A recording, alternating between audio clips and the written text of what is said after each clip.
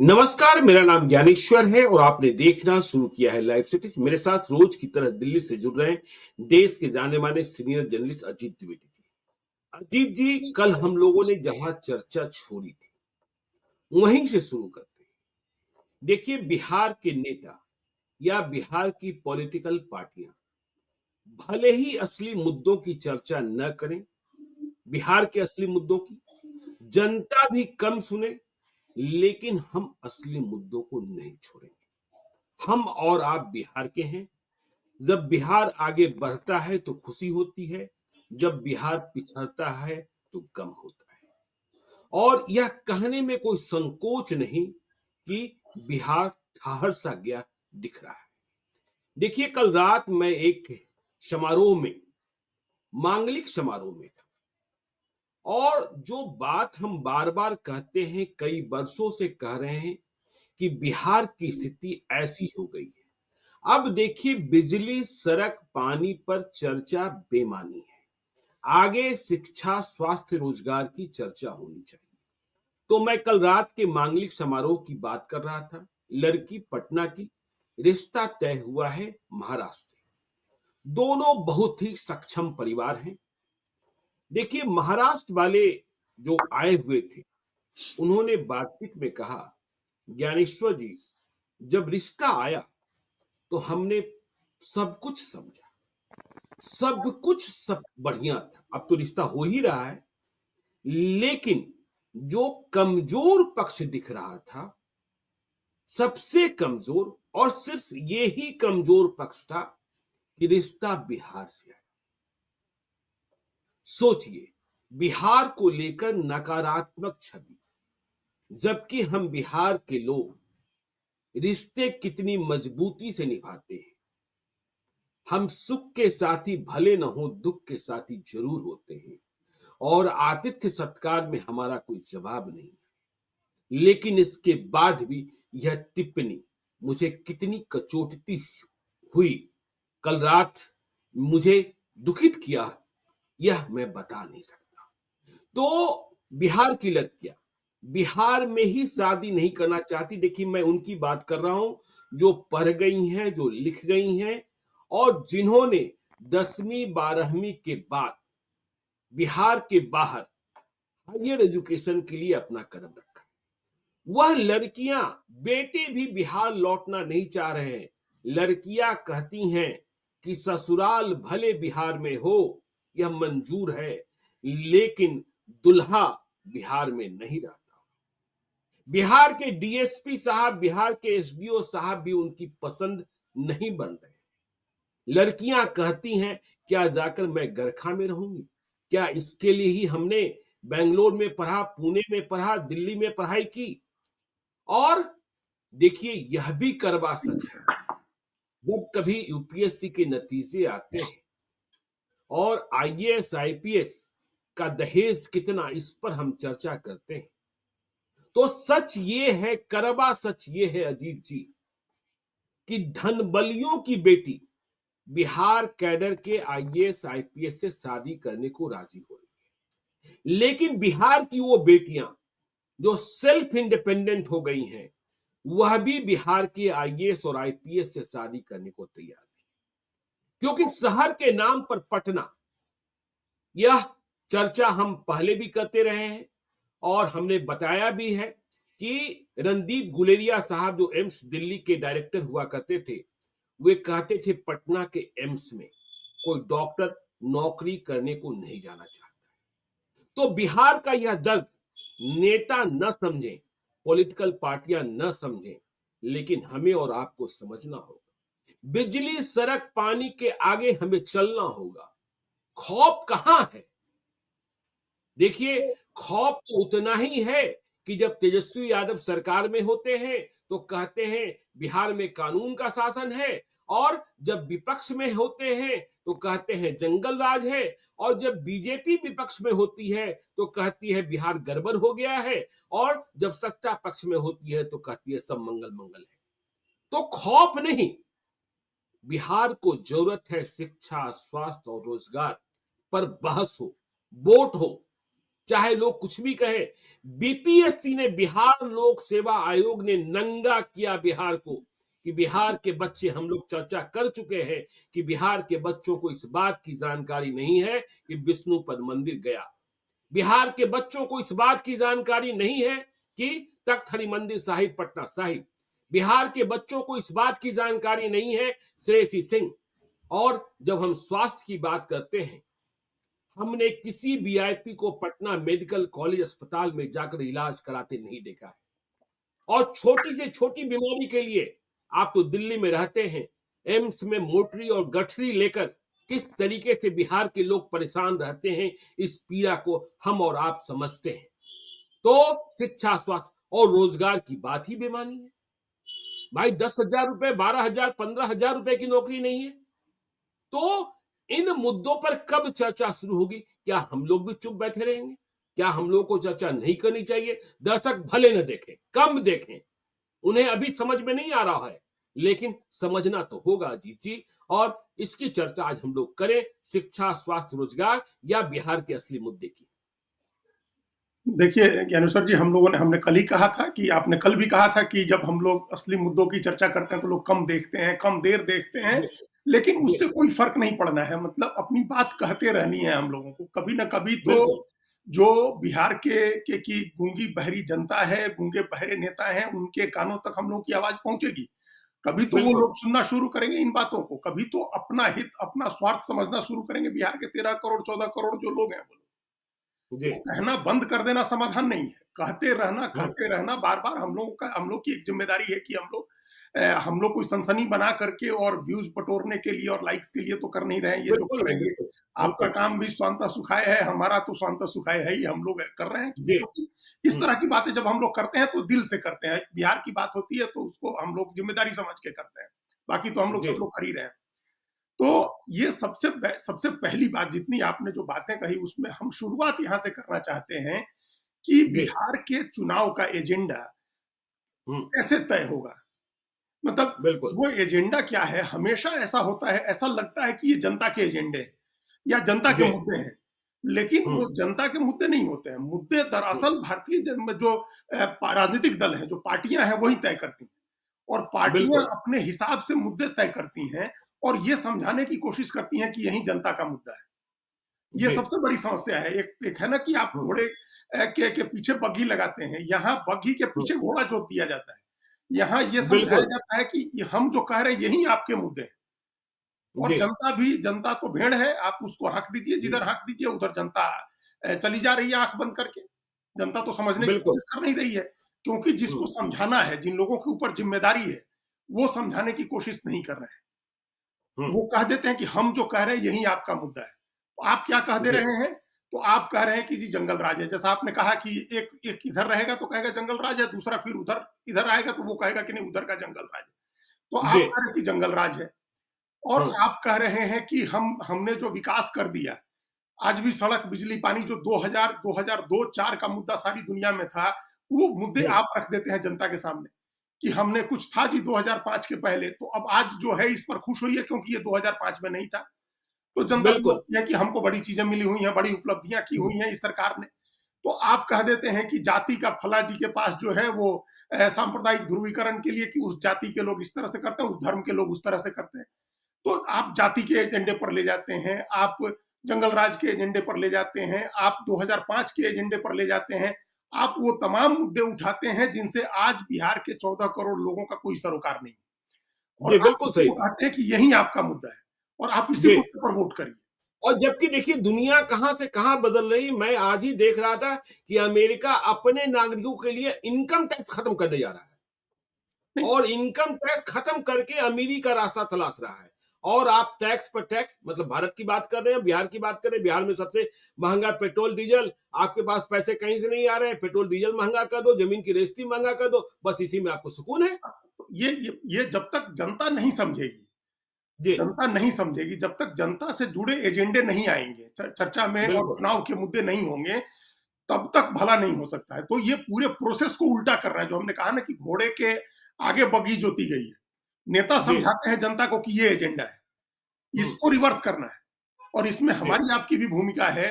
और ये दुर्भाग्य की बिल्कुल। बात है कि समूचा मीडिया जो है, खासतौर से जो हुँ, ट्रेडिशनल मीडिया है, जिसको जिसको इलॉन मस्क वहाँ अमेरिका में लीगेसी मीडिया कहते हैं। हम लोग ट्रेडिशनल मीडिया हुँ, कहते हैं, वो लीगेसी मीडिया कहते हैं। और वो कहते हैं कि लीगेसी मीडिया झूठ है, फर्जी नैरेटिव खड़े करता है, तो आप अपना मीडिया खुद बनिए। और अमेरिका हुँ। में ये कह के उन्होंने प्रेरित किया करोड़ों लोगों को कि आप अपना मीडिया खुद बनिए। आप अपने हितों की पहचान करिए, अपना इंटरेस्ट आप वोकल होकर के बताइए कि हमारा ये इंटरेस्ट है। आप उस लीगेसी मीडिया के भरोसे नहीं बैठे रहिए जो सरकारी विज्ञापनों के भरोसे चल रहा है। तो वो नहीं, नहीं, मैं अजीत जी डोनाल्ड ट्रंप की शपथ के पहले, पहले वाले दिन का मैं अखबार देख रहा था, अमेरिकी अखबार देख रहा था। डोनाल्ड ट्रंप शपथ लेंगे, इस पर बहुत अधिक चर्चा नहीं थी। मुद्दे क्या हैं, समस्या क्या है, चुनौतियाँ क्या हैं, इस पर चर्चा थी। और हमारे यहाँ बिहार में अखबारों की लीड खबर क्या बनती है? कर्पूरी ठाकुर को नीतीश कुमार ने प्रणाम किया। राज्यपाल ने ध्वजारोहण कर दिया। अरे भाई, ये लीड खबर है, ये लीड खबर है। केवल आप सरकार को खुश करने के लिए और जो आका हैं उनको खुश करने के लिए आप जनता के असली मुद्दों को गायब कर दे रहे हैं। तो यही बात तो यही कह रहे हैं ना हम लोग, इसी पर अभी चर्चा ही जी, हमने इसी से शुरुआत की है कि जो जी, नेता है वो अपनी तरफ से अपनी सुविधा के हिसाब से मुद्दे तय करते हैं और फिर उनका जो मीडिया है, लीगेसी मीडिया जिसको कहते हैं, जो सरकारी विज्ञापनों के आधार पर चलता है, अखबार हो, टेलीविजन चैनल्स हो, ये जी, सब उसी मुद्दे को आगे बढ़ाते हैं, जनता के बीच ले जाते हैं कि यही मुद्दे हैं। फिर जी, जनता को लगता है कि जिसने जनता अपने हाथ से कुछ नहीं कर सकती है ना, क्या मतलब जो राज्य की परिभाषा है या जो गवर्नमेंट हुँ, की परिभाषा है वो क्या है कि वो जनरल विल को रिप्रेजेंट करती है। आम जनता खुद से थोड़े बिल्कुल। करेगी सारे काम, तो आम जनता हुँ, सामूहिक रूप से एक सत्ता चुनती है। तो जनता को लगता है कि हमने जिन लोगों को चुना है, अपोजिशन भी और सरकार भी वो कह रहे हैं कि यही मुद्दा है और उनके साथ जी, साथ मीडिया भी कह रहा है कि यही मुद्दा है, तो यही मुद्दा है। लोग अपने मुद्दे खुद ही नहीं उठा पाते हैं। तो ये जो जो इलॉन मस्क ने किया, वहां की लेगेसी मीडिया को छोड़िए, ट्रेडिशनल मीडिया को छोड़िए, वो जो मुद्दे आपके सामने रख रहे हैं उनको गौण करिए। नेता जो मुद्दे कह रहे हैं उनको आप बिल्कुल। गौण करिए, हटाइए अपने सामने हुँ, से और आपके जो मुद्दे हैं आप खुद उनके उनको लेकर के वोकल होइए। आज आपके पास हुँ, साधन है, आपके पास प्लेटफॉर्म है, उस प्लेटफॉर्म पर जाइए और अपने मुद्दे बताइए कि आप आज की बिल्कुल। तारीख में सबसे ज्यादा परेशान किस चीज से हैं। सबसे ज्यादा परेशान आप रोजगार को लेकर के हैं, सबसे ज्यादा परेशान हुँ, आप महंगाई को लेकर के हैं, सबसे ज्यादा परेशान आप अपने बच्चों की शिक्षा को लेकर के हैं, आप अपने अपने बच्चे और अपने बुजुर्गों के स्वास्थ्य को लेकर के परेशान हैं, आप पर्यावरण को, जलवायु परिवर्तन को लेकर के परेशान हैं, आप नदियों के गंदे होते जाने से परेशान हैं, आप सड़कों के टूटने, ट्रैफिक के जाम लगने, इन सब चीजों से आप परेशान हैं, पीने के साफ पानी नहीं मिलने की वजह से आप परेशान हैं। आप ये मुद्दे लेके आइए जनता को और मजबूर करिए नेताओं को कि वो इन मुद्दों पर चर्चा करें। इन मुद्दों जी, पर आकर के आपसे वादा करें। हमने तो कभी नहीं सुना। आज हम दिल्ली का चुनाव देख रहे हैं ज्ञानेश्वर जी, और हम लोग 3 महीने से सांस नहीं ले पा रहे हैं ठीक से दिल्ली में, और किसी पार्टी के बिल्कुल। एजेंडे में नहीं है। हुँ। अरे ना बिहार का किसी देखिए ना, लालू यादव को हार्ट का हुँ, ऑपरेशन कराने बॉम्बे जाना हाँ, पड़ता है। हाँ, नीतीश कुमार को आँख और दाँत दिल्ली दिखाने आना दिल्ली होता है। जाना पड़ता है। हैं? तो फिर बचा क्या है? हाँ, भाई लोग बवासीर का ऑपरेशन कराने के लिए, पाइल्स का ऑपरेशन कराने के लिए छोटा-सा ऑपरेशन है, सिल्लीगुड़ी जा रहे हैं, बताइए? हाँ, जा रहे हैं लोग, जा रहे हैं, तो क्या बदला? अंग्रेजों के जी, ज़माने में लोग हमारे यहाँ से भाग करके नौ कमाने कलकत्ता जाते थे, और आज भी हम लोग यहाँ के लोग नौकरी करने दिल्ली, बैंगलोर, हैदराबाद जा रहे हैं। तो क्या जी। बदल गया इसमें? अंग्रेजों का हुँ। शासन चला गया, लेकिन बिहार के लोगों के लिए बदला क्या? नहीं, नहीं, हम तो वह भी याद करते हैं, पटना मेडिकल कॉलेज अस्पताल, चंद्रशेखर अपना ऑपरेशन कराने पटना आए थे और आज हम छोटी-छोटी सी बातों को लेकर, छोटी-छोटी समस्याओं को लेकर, छोटे-छोटे इलाज को लेकर हमें दिल्ली जाना पड़ रहा है और हमें यहाँ-वहाँ जाना पड़ रहा है। इसका कारण यही है कि जो बिहार की जनता अपने मुद्दे उठाने में सक्षम है, उठा सकती है। आज जी, सबके पास प्लेटफ़ॉर्म है, सबके पास फ़ोन है, जी, सबके पास वो प्लेटफ़ॉर्म है जहाँ से वो अपने आप को अभिव्यक्त कर सकते हैं। लेकिन चूँकि एक एक पूरा नैरेटिव उल्टा चलाया हुआ है कि ये जो हमारे रहनुमा हैं, जो जनता के जी, रहनुमा हैं, जो मसीहा हैं, चाहे वो राष्ट्रीय हुँ, जनता दल के नेता हों, जनता दल यू के हों, भारतीय जनता पार्टी के हों, कांग्रेस के हों, कम्युनिस्ट पार्टियों के हों, वो जो कह रहे हैं वही मुद्दा है। और तो फिर वो बिल्कुल, क्यों जनता का मुद्दा बताएँगे? वो तो वही वही मुद्दा उठाएँगे जिस पर उनको सहूलियत है। वो अपनी सहूलियत के मुद्दे सामने रख रख देते हैं, फिर उन्हीं मुद्दों पर बहस कराई जाती है, उन्हीं मुद्दों पर मुर्गा लड़ाइयाँ होती हैं चैनल्स के स्टूडियोज़ में बैठ कर के, उन्हीं मुद्दों पर सारी बहस अखबारों की होती है। तो हुँ, ये सब छोड़ दीजिए। आज बताइए, आज हम लोग कितने दिनों से कह रहे हैं, अपोजिशन की पार्टियां जो है, इतना बड़ा गठबंधन है, इतना बड़ा 100 से ज्यादा एमएलए हैं उनके, एक दिन महंगाई, जो आपने कहा कि सबसे महंगा पेट्रोल डीजल बिहार में बिक रहा है, एक दिन किसी ने महंगाई बिल्कुल। के ऊपर आंदोलन किया, एक दिन किसी ने, वहां तो ये भी सुविधा है कि डबल इंजन की सरकार है, महंगाई या तो जी, केंद्र सरकार की वजह से है, नहीं तो बिहार सरकार की वजह से है। तो अपोजिशन बिल्कुल। का कौन नेता महंगाई को लेकर के सड़क पर जा रहा है? और जब जी, हम लोग यहाँ जो जब बात होती है कि जीएसटी में ले आइए पेट्रोल डीजल को, तो मुंह सी करके बैठ जाते हैं बिहार के भी मंत्री, और चाहे हर देश का हर स्टेट का मंत्री मुंह सी के बैठ जाएगा, क्योंकि उसको पता जी। है कि फिर रेवेन्यू घट जाएगा, तो पैसा कहां से हुँ, आएगा? अगर जनता की जेब से नहीं निकालेगा तो पैसा कहां से आएगा? तो किसी भी चीज पर अब आप देखिए, कितने दिनों से नितिन गडकरी मंत्री हैं, उन्होंने लिखा हुआ है कि आप स्वास्थ्य बीमा और जीवन बीमा पर से के प्रीमियम पर से आप जीएसटी जो 18% लगता है हटाइए, और बिल्कुल, कितने महीनों से बिल्कुल। जीएसटी काउंसिल की बैठक हो रही है और डिसीजन नहीं हो रहा है। यही हुँ, बढ़ाने की बात आ जाए, अगर कि किसी चीज पर बढ़ाया जाए टैक्स, तो तुरंत फैसला होता है, इमीडिएट फैसला होता है। हुँ। तो महंगाई इतना बड़ा मुद्दा है, लेकिन बिहार में कोई कोई पार्टी इस मुद्दे को नहीं उठाती है। आप हम लोग कल परसों लगातार इस बात पर 2-3 दिन से हम लोग चर्चा कर रहे हैं। शिक्षा जी, के उस पर हम लोगों ने चर्चा की, हम लोगों ने बीपीएससी ने जो दिया उस बहाने, जो आपने आज भी कहा कि हम तो मतलब इतनी हैरानी की बात है कि तख्त हरमंदिर साहब कौमा पटना साहिब किस शहर में स्थित है, बिल्कुल। ये भी ये 50,000 बच्चे नहीं बता पाए, जिसमें पटना जी, साहिब खुद ही लिखा हुआ है। तो ये जो जी, कॉमन सेंस है, समझदारी है, ये नीचे छठी क्लास, तीसरी क्लास से पढ़ाई में नहीं डेवलप हो रहा है बच्चों में। और वो इसलिए नहीं हो रहा है, देखिए हम एक आंकड़ा देख रहे थे ज्ञानेश्वर जी, आज जब आपने कहा कि हम लोग को शिक्षा, स्वास्थ्य और इन सब चीजों पर चर्चा करनी चाहिए, जी। तो हमने आंकड़ा देखा, पूरे देश में सबसे अच्छा टीचर स्टूडेंट रेशियो बिहार में हो गया है, जो नेशनल जी, एवरेज है उसके बिल्कुल, बराबर हो गया है, बताइए। उसके बराबर बिल्कुल, हो गया है। बिल मतलब बिल्कुल। एक एक 35 बच्चे पर, प्राइमरी में 35 बच्चे पर एक शिक्षक है, तो यही फिर नेशनल भी ये एवरेज, ये जी, ये नेशनल एवरेज है। तो हम लोग शिक्षकों जी, की संख्या में तो बहुत अच्छे हो गए, लेकिन वो हुँ, तो इसलिए अच्छे हो गए कि आपने बल्क में एक बार 90,000 और एक बार 2 लाख शिक्षक बहाल कर दिए। वो जी, आपने एक एजेंडे के तहत शिक्षक बहाल कर दिए। लेकिन हुँ, गुणवत्तापूर्ण शिक्षा आप दे नहीं सकते हैं, क्योंकि आपने अच्छे शिक्षक नहीं बहाल किए हैं। आपने शिक्षकों की बहाली कर दी, आपने एक एजेंडे के तहत। एक फिर हुँ, उसके बाद एक एक उसी में आया जन जागरण समिति, एक संगठन, एक एनजीओ है, जिसने बिहार में जी, शिक्षा की स्थिति को लेकर के आकलन किया। उसने हुँ। बताया कि शिक्षक और छात्र का रेशियो नेशनल है, लेकिन छात्रों की उपस्थिति देश में सबसे खराब है बिहार में। हाँ, प्राइमरी बिल्कुल, बिल्कुल। प्राइमरी क्लास में उसके हिसाब से, उस सर्वे के हिसाब से सिर्फ जी, 23% उपस्थिति है, प्राइमरी क्लासेज में 23% उपस्थिति है, बताइए, अपर प्राइमरी में 20% उपस्थिति है, और बताइए। उसको मास्टर लोग एग्जेजरेट कर देते हैं, और उसको हुँ, इन्फ्लेट करके बताया जाता है कि प्राइमरी में 44% और अपर प्राइमरी में 40% उपस्थिति है, जबकि उसका आधा हुँ, उपस्थिति, तो उपस्थिति आधी है। उस सर्वे में कहा गया है ज्ञानेश्वर जी, और कहीं भी आप भी चेक कर सकते हैं, आपके तमाम रिपोर्टर्स घूमते हैं, हुँ, 90% स्कूल ऐसे हैं जिनके पास प्रॉपर बाउंड्री नहीं है, जिनके पास लाइब्रेरी नहीं है और प्लेग्राउंड नहीं है। तो आप जो बिल्कुल। बच्चों के पढ़ाई में जो उनका सर्वांगीण विकास होना चाहिए है, जो उनके आसपास जो शिक्षा का माहौल देना चाहिए, वो तो आप देने के लिए हमारे पास 90% स्कूलों में नहीं है। और देखिए अब तो नए स्कूल तो खुल ही नहीं रहे हैं। प्राथमिक विद्यालय को आप मध्य विद्यालय बना दे रहे हैं, मध्य विद्यालय को उच्च विद्यालय बना दे रहे हैं, उच्च विद्यालय को उच्चतर माध्यमिक विद्यालय बना दे रहे हैं, उच्चतर माध्यमिक विद्यालय को इंटर स्कूल बना दे रहे हैं। ये काम ही आप कर रहे हैं। अब तो देखिए समाज ने भी जो व्यवस्था में घुन पैदा है, उसके बाद समाज ने भी स्कूल के लिए ज़मीन देना, ये सब करना बंद कर दिया है। बिल्कुल। बस हाँ, देखिए उनके पास निजी स्कूल चलाने वाले लोग पहुँच जाते हैं और आप कह रहे हैं ना कि उपस्थिति, ये जो बायोमेट्रिक सिस्टम लाया गया और जिसके बारे में हुई कि बड़ी कड़ाई की बात है। अब तो ये सुनने में आ रहा है कि सुबह मास्टर साहब जाते हैं, थंब इम्प्रेशन लगा देते हैं, इसके बाद यहाँ-वहाँ टहलते रहे, फिर शाम में जब छुट्टी का वक़्त हुआ, तब उसके पहले पहुँच गए। अब देखते रहिए। हाँ, तो उसको उनको भी देखिए, हम कल भी चुप पर हम लोग चर्चा कर रहे थे, हमने कहा कि इसमें समाज जी, भी बराबर का दोषी है। लोग बिल्कुल, नहीं खोज रहे हैं बिल्कुल। जाकर के टीचर को, लोग अपने बच्चों को स्कूल में जी, भेज नहीं रहे हैं। अभी हुँ, दिल्ली के डमी स्कूल्स को लेकर के सुप्रीम कोर्ट में कल चर्चा हुई है, बड़ी कोर्ट ने फटकार लगाई है कि डमी स्कूल्स हाँ, चल हाँ। रहे हैं। जी। कोचिंग वालों में, आप कोचिंग में भेज देते हैं बच्चों को, कोचिंग पढ़ने चले जाते हैं और डमी स्कूल से फॉर्म भर के बच्चे परीक्षा में बैठते हैं।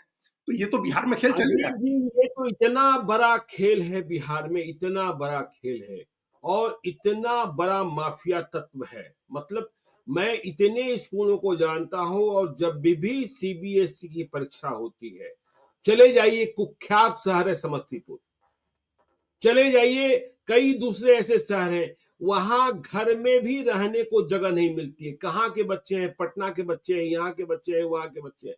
सिर्फ फॉर्म भरवाना और देखिए ये धंधा बना हुआ है और इस धंधे में बिहार के कितने लोग 100-100 करोड़ के मालिक बन गए हैं।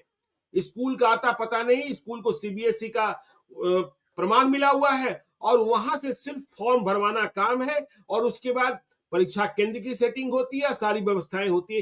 ये तो बहुत बड़ा रैकेट है। आज हमने भी देखा कि सुप्रीम कोर्ट ने संज्ञान लिया है, लेकिन दिल्ली के संदर्भ में यह पूरे देश में संज्ञान लिया जाना चाहिए। बिल्कुल लिया जाना चाहिए और इसमें समाज की भी भूमिका होनी चाहिए, अभिभावकों की भी भूमिका होनी चाहिए। आखिर ये कोई ताली एक हाथ से तो बजती नहीं है। ऐसा तो नहीं है कि उन लोगों ने जो शिक्षा माफिया हैं या जो अधिकारी हैं उन लोगों ने मिल करके बना दिया, उसमें तो लोग अपने बच्चों को दाखिला करा रहे हैं ना, उनको मनमाने पैसे दे रहे हैं, सेटिंग कर रहे हैं अपनी पैसे दे करके अभिभावक।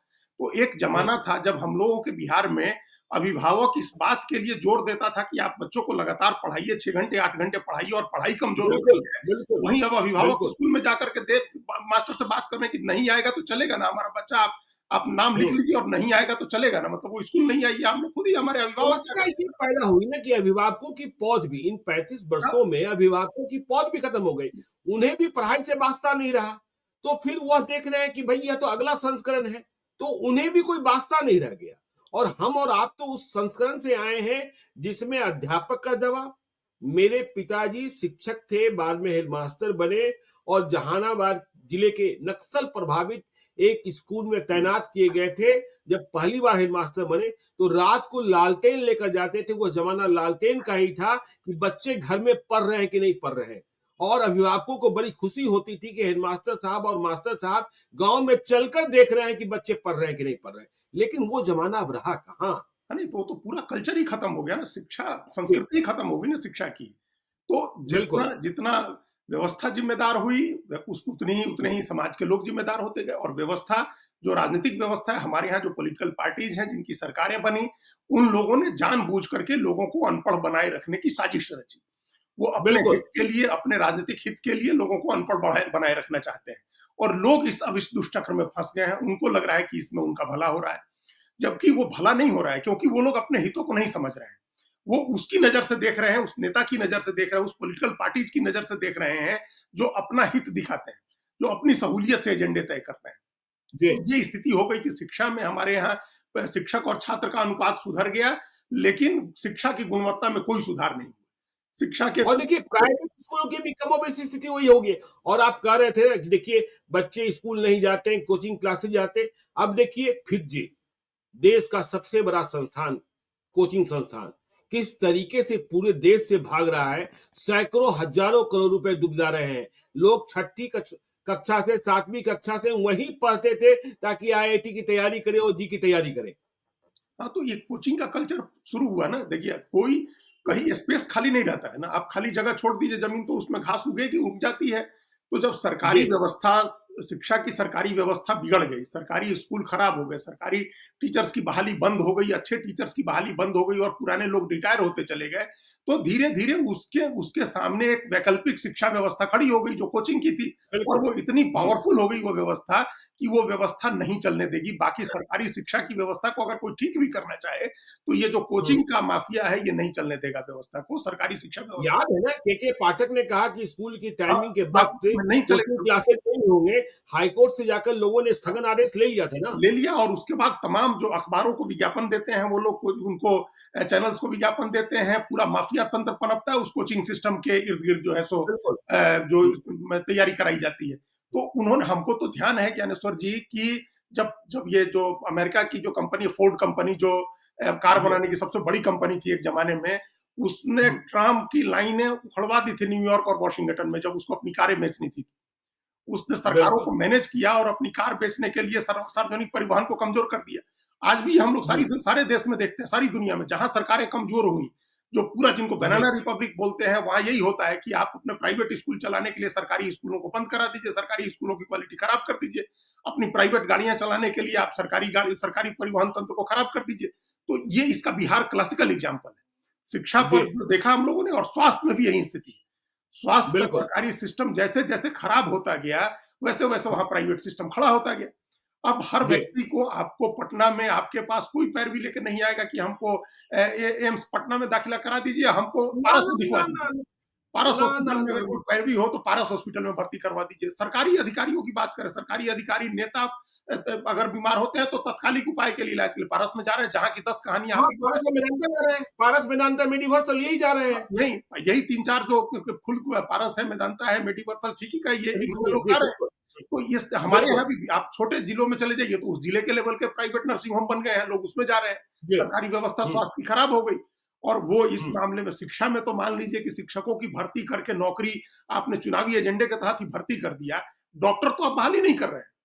डॉक्टर तो नहीं आप कर रहे हैं, तैयार ही नहीं नहीं कर कर रहे रहे। डॉक्टर हैं। तैयारी हुँ, हमने देखा, हमने फिर इसी क्रम में ज्ञानेश्वर जी जब शिक्षक के साथ-साथ हमने स्वास्थ्य का देखा, तो इतनी हुँ। हैरानी हुई, सबसे खराब पर कैपिटा डॉक्टर मरीज का रेशियो, डॉक्टर और नागरिक का रेशियो बिहार बिहार में। में। जी, अब आप सोचिए न पर कैपिटा हमारे यहाँ 1 लाख आबादी पर 6 बेड अवेलेबल है, 6। आप बताइए, सोचिए 6 बेड 1 लाख की आबादी पर, जबकि नेशनल बताइए, एवरेज भी 22 बेड का है। 1 लाख आबादी बताइए। पर आपके 22 बेड्स उपलब्ध होने चाहिए, हमारे पास 6 बेड्स उपलब्ध हैं। और जी, हमारे यहाँ डॉक्टर्स की इतनी कमी है ज्ञानेश्वर जी, हम अभी वो एक आंकड़ा डॉक्टर्स का देख रहे थे। यहाँ डब्ल्यूएचओ का है कि 1000 आदमी पर 1 डॉक्टर होना चाहिए जी, और हमारे यहाँ 22,000 आबादी पर 1 डॉक्टर है। बताइए। जहाँ और हम ढोल पीटते हैं। हाँ, हाँ, ढोल पीटने की बड़ी हम लोग कितना विकास हो रहा है और हुँ, 1 लाख पर 6 बेड हैं और जहाँ 1000 आबादी पर 1 डॉक्टर होना चाहिए, वहाँ 22,000 आबादी पर 1 डॉक्टर है। टोटल सरकार का अपना आंकड़ा है ये 1,17,000 डॉक्टर होने का, जिसमें एमबीबीएस बहुत कम है और होम्योपैथिक, आयुर्वेदिक और आयुष वाले, यूनानी वाले ज़्यादा हैं। तो ये सब मिला के 1,17,000 है 14 करोड़ की आबादी में। तो हमारे यहाँ तो स्थिति स्वास्थ्य की स्थिति तो और भी खराब हो गई, शिक्षा से भी खराब हो गई। बिल्कुल, बिल्कुल, बिल्कुल। न डॉक्टर है, न अस्पताल है, न बेड्स हैं हमारे यहाँ, न ट्रेन्ड नर्सें हैं हमारे यहाँ, न कंपाउंडर हैं। समूचा हमको ध्यान है हाँ, हम लोग जब छोटे थे तो प्राइमरी हेल्थ सेंटर इतना अच्छा काम करता था। प्राइमरी हेल्थ सेंटर में परमानेंट डॉक्टर नर्स होते थे और रेफरल हॉस्पिटल होता था एक, जो वहाँ से रेफर होता था और उसके बाद सदर अस्पताल होता था। नहीं, तो नहीं, आज हाल वो ये सारा है सिस्टम खत्म देखिए हो गया। मैं अभी-अभी गुज़रा हूँ, मेरे एक सहयोगी हैं वसीम, उनकी माँ को कैंसर हुआ। तो हाँ, जानकारी मिली कि पटना के एम्स में कैंसर का इलाज ठीक-ठाक इलाज है। हमने कहा चलो जाकर वहीं दिखा लो। वहाँ दिखाया गया, तो उन्होंने एक जाँच लिख दिया जो और बताया गया कि यह जाँच सिर्फ़ पारस अस्पताल में होगा, पारस हॉस्पिटल में होगा। पारस हॉस्पिटल में भी वेटिंग। हमने पारस हॉस्पिटल के मैनेजमेंट को कहा कि भाई प्राथमिकता पर यह जाँच कर दीजिए। तो कल जाँच हो गई। जब हमने बाद में पूछा कि यह जाँच कौन-सी थी, तो मुझे मालूम हुआ कि यह जाँच तो और भी जगह हो सकती थी। यह जाँच और भी जगह हो सकती थी। एम्स ने क्यों नकारा, क्यों पारस भेजा और पारस ने क्यों कहा कि भाई हमारे यहाँ वेटिंग है, मीटिंग है, हाँ। मेरी बात समझ में नहीं आई, यह मार्केटिंग है। और छोड़ दीजिए एम्स में तो इलाज की जो व्यवस्था थी, उन्हें फिर प्राइवेट हॉस्पिटल में ही भर्ती कराना पड़ा। तो ये तो स्थिति है। जी, जी। हाँ, तो बात स्वास्थ्य की स्थिति आपने जिस तरह से शिक्षा की स्थिति है, उसी तरह से स्वास्थ्य की स्थिति है, जबकि ये 2 चीज़ें हैं। हम अभी कहीं एक जी, एक आंकड़ा देख रहे थे, ताइवान जैसे छोटे से स्टेट का किसी ने शेयर किया था कि वहाँ आपकी सैलरी का 6% लिया जाता है और अब उसके बाद पूरे परिवार का जीवन भर मुश्किल से मुश्किल इलाज, जितना भी महँगा इलाज हो सब सरकार कराती है। मतलब जिन जिन बिल्कुल। देशों ने, अमेरिका में भी है, जो ब्रिटेन में भी है, हुँ, आपका एक सोशल सिक्योरिटी नंबर आपको मिला हुआ है और उस सोशल जी, सिक्योरिटी के तहत आपको आपके वेतन से पैसे कटते हैं और आपके बच्चों की पढ़ाई फ्री होती है, अच्छी गुणवत्तापूर्ण, आपका आपके पूरे परिवार का इलाज मुफ्त होता है, बिल्कुल गुणवत्तापूर्ण इलाज होता है। ये 2 चीज़ें सारी सरकारें सुनिश्चित करती हैं। हम लोगों के यहाँ इन 2 चीज़ों पर मैं कोई तो ध्यान नहीं कनाडा में जानता हूँ जी, जी, मैं कनाडा में जानता हूँ एक जानने वाले को, उनकी किडनी फेल हो गई और किडनी मतलब होना था, बदला जाना था, लेकिन उसमें भी वेटिंग पीरियड था। डायलिसिस पर चल रहे थे। तो व्यवस्था इतनी अच्छी, ऐसा नहीं कि आप खुद कुछ कर लीजिए या कोई पैसा लगना है, कोई है। इलाज में खर्च होना है। जब उनकी बारी आई, तो वे किसी पहाड़ी इलाके में थे कि अब इनका किडनी ट्रांसप्लांट आज होना है।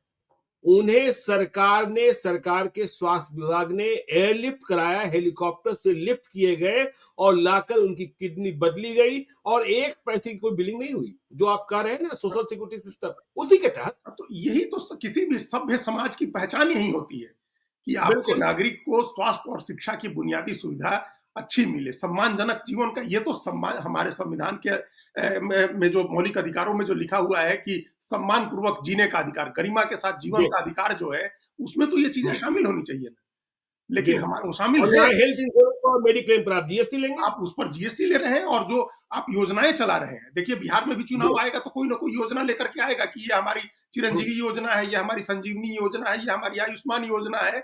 सब आदमी कोई ना कोई योजना लेके आएगा, लेकिन उस योजना का जी। लाभ जनता को नहीं मिलता। उस योजना का लाभ हुँ, इंश्योरेंस कंपनियां लेती हैं और अस्पताल वाले लेते हैं। अस्पताल और बिल्कुल। इंश्योरेंस कंपनियों की ऐसी मिलीभगत है कि जबरदस्ती मरीज को ले आकर के अभी गुजरात के दसों किस्से अभी खुले हैं कि आयुष्मान भारत जी, योजना के तहत लोगों को एंजियोप्लास्टी कर दी गई जबरदस्ती और लोग मर गए। जबरदस्ती पैसे के लिए एंजियोप्लास्टी कर दी गई। तो ये बताइए? चीजें हो रही हैं आयुष्मान भारत। तो ये जब आप बीमा की योजना लेके आएंगे तब यही होगा। आप बीमा की जी, योजना क्यों दे रहे हैं? आप सीधा उसके अस्पतालों पर खर्च करिए ना। जो पैसा आप बीमे की किस्त दे रही है सरकारें, उससे अस्पताल बनवाए ना। उससे अस्पताल बनवाए, डॉक्टर और नर्सों की नियुक्ति करें। तो ये नहीं हो रहा है। हुँ, बेसिक चीजें ठीक नहीं करनी है, लोगों को उलझाए रखना है, फंसाए रखना है। और अब हम लोगों का समय भी हो रहा है, लेकिन जी, शिक्षा बिल्कुल। स्वास्थ्य के अलावा भी जो ओवरऑल डेवलपमेंट है, हम ये भी आंकड़ा हुँ, लोगों को, अपने दर्शकों को, बिहार के लोगों को बताना जरूरी है कि सस्टेनेबल डेवलपमेंट गोल जो भारत सरकार का नीति आयोग जारी करता है, और अभी बिल्कुल। जुलाई में जारी हुआ था, जुलाई 2024 में, जब बिहार में डबल इंजन की सरकार बन गई थी, तब भारत जी, सरकार ने जो सस्टेनेबल डेवलपमेंट गोल का इंडेक्स जारी किया है, उसमें हम 33वें नंबर पर हैं, सबसे नीचे हैं। बताइए, हर बताइए? हर पैमाने पर हो। ये भी आप नहीं कह सकते हैं कि आप कह देगा मंत्री कोई उठ करके कि हम नहीं यकीन करते हैं। तो भाई तुम्हारी जी, सरकार दिल्ली में है ना, भारत में भी जी, तुम्हारी सरकार बिल्कुल। है। वो कह रही है कि 33वें हुँ, नंबर पर है। शिक्षा में, जी, स्वास्थ्य में, सैनिटेशन में, पीने के पानी में, जलवायु परिवर्तन में उसके 17 गोल्स हैं ज्ञानेश्वर जी, और 169 पैरामीटर हैं, और हम लोग लगभग सभी पर सबसे नीचे हैं, 33वें स्थान पे। बताइए? और इसके बाद सोचिए भी उसके जनता, बाद इसके इसके बाद भी जनता अगर इसको मुद्दा नहीं बनाएगी, हमारे यहाँ हुँ, बिहार में आपको पता है, हमारे यहाँ 66,000 रुपया या 60,000 रुपया हम लोग का पर कैपिटा इनकम है। हमने ये जी, आंकड़ों किया, 60,336 रुपया पर कैपिटा इनकम है, 60,000 हमारा। हुँ, और नेशनल एवरेज 1,84,000 का है। सिर्फ हाँ, दो अब ही स्टेट है बिल्कुल, जिनका 1 बिल्कुल। लाख से कम है, जिसमें एक उत्तर प्रदेश है जिसका 93,000 है। जी, और उसके अलावा हर स्टेट का 1 लाख से ऊपर है पर कैपिटा इनकम, हमारा 60,000 है।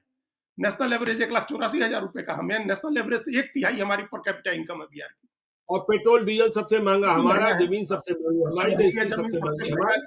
तो हम लोगों ने ब्लैक मनी की पूरी इकोनॉमी खड़ी रखी कर रखी है, पैरेलल शिक्षा की इकोनॉमी खड़ी कर रखी है, पैरेलल स्वास्थ्य की इकोनॉमी खड़ी कर रखी है, पैरेलल शराब की इकोनॉमी खड़ी कर रखी है। और ये सारा समूचा गवर्नेंस का मॉडल बिहार का ये है कि हम लोग विकास के हर पैमाने पर सबसे नीचे हैं।